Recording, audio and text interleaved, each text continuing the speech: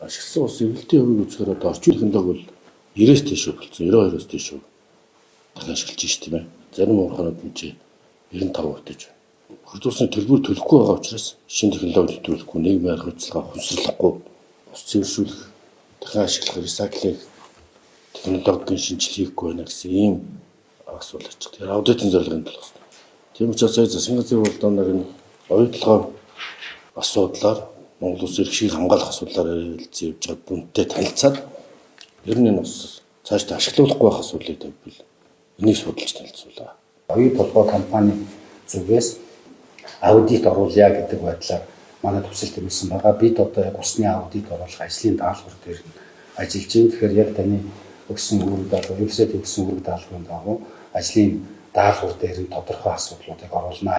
Ус ашиглуулах дүгнэлтийг гаргах хэсгээс энэ ус ашиглуулах уугүй юу гэдэг асуудал хамаарагдана. Урд нь жилийн аль ч улиралд ус ашиглуулах дүгнэлтийг нөхөө чамаагүй гаргуулдаг байсан бол энэ жилээс 3 сарын 31-ний дотор бүх компаниуд заавал гаргуулсан байх ёстой гэдэг байдалтай байж байгаа. Тэгээ өнөөдөр 26-ны өдөр оюу толгой компани ус ашиглуулах дүгнэлт бол арай гараагүй байж байна. Тэгэхээр юугаа харна, хаяг усны дүгнэлтээ харна. Тэгэхээр бидний хувьд бол ус ашиглуулахгүй байх боломж нь бий гэж бодож байгаа. 19 оны үндсэн хуулийн нэмэлт өөрчлөлтийн дагуу 6-гийн 2-ын дагуу ус бол төрийн нийтийн өмч учраас төрийн байгууллага нь өөрөө усаа ашиглуулах хэсгийн асуудлыг шийдэх бүрэн эрхтэй гэж үзнэ. Ерхий сайдын өгсөн үүрэг чиглэлийн дагуу бид нар газар дээр нь очиж ажиллана. Оюу толгой компаниас мөн газар дээр очиж ажиллаж бүх зүйлүүдэд харуулъя үзүүлье гэдэг асуудал гарсан.